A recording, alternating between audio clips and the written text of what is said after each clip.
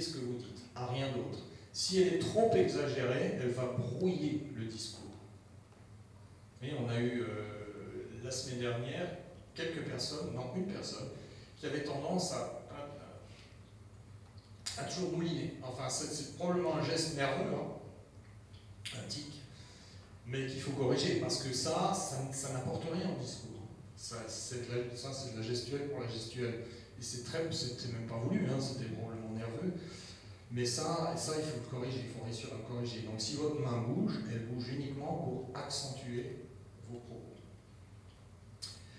Un autre exercice qu'il est intéressant à faire, si vous travaillez par deux, l'un d'entre vous parle, met ses mains le long du corps, l'autre est derrière, passe ses mains, vous voyez, là, sous les aisselles du premier, et c'est lui ou elle qui va faire la gestuelle pour le discours qui est dit devant.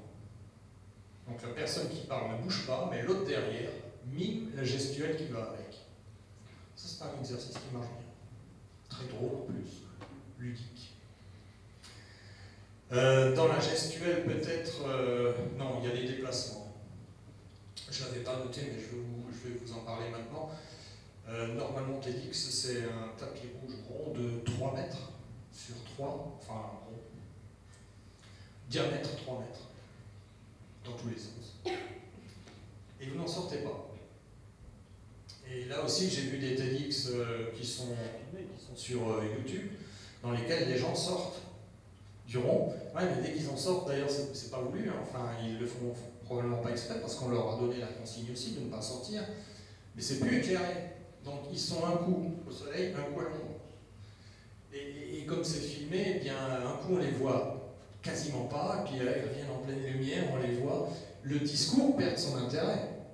Quand vous êtes à l'ombre, on ne vous entend pas pareil, je vous le garantis. De la même façon que lorsque vous marchez, vous allez probablement marcher un petit peu dans ce rond, déplacez-vous, mais déplacez-vous à bon escient. Et puis ne vous déplacez pas en reculant, parce que tout ce que je dis quand je recule, ça risque de pas très bien passer, ou alors mon authenticité sera mise en question à ce moment-là. Vas-y, crois vraiment ce qu'il dit là. Vous voyez, quand vous reculez, vous prenez du recul, tout simplement avec vos propres paroles. Donc la question, c'est si vous avancez, qu'est-ce que vous faites après? Vous ne pouvez plus avancer, reculez comme ça, par exemple. Conservez, vous voyez, vous faites des petits gestes, mais pas comme ça. D'une façon générale, on préconise en théâtre de ne pas parler en marchant. Vous pouvez très bien rester pendant 18 minutes statique. Si vous bougez la tête, si vous bougez les bras, vous passez le micro d'une main à l'autre, ça passe très bien, vous n'êtes pas obligé de bouger. Mais si vous le faites, essayez de ne pas parler en marchant, comme je l'ai fait tout à l'heure, par exemple. Si je fais ça, je regarde le sol plus, je perds le contact avec vous. Au théâtre, on dit, on parle, puis on marche. Pendant ce temps-là, je fais un silence. C'est pas gênant. Voilà pour ce qui est de la gestuelle et de l'utilisation de l'espace, c'est limité. Donc, ici, vous n'aurez pas de tapis rouge, mais globalement, si vous faites votre discours ici, vous aurez probablement une table ici aussi, hein, et puis l'espace est quand même relativement limité. Donc, si vous vous déplacez de là à là, très bien. Vous adressez tout le monde, plutôt la partie gauche quand vous êtes à gauche, plutôt la partie droite quand vous êtes à droite. Parfait. Lorsque vous êtes statique, vous êtes ancré au sol.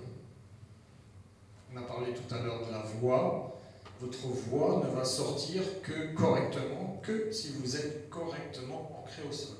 C'est pour ça qu'on évite de parler en marchant.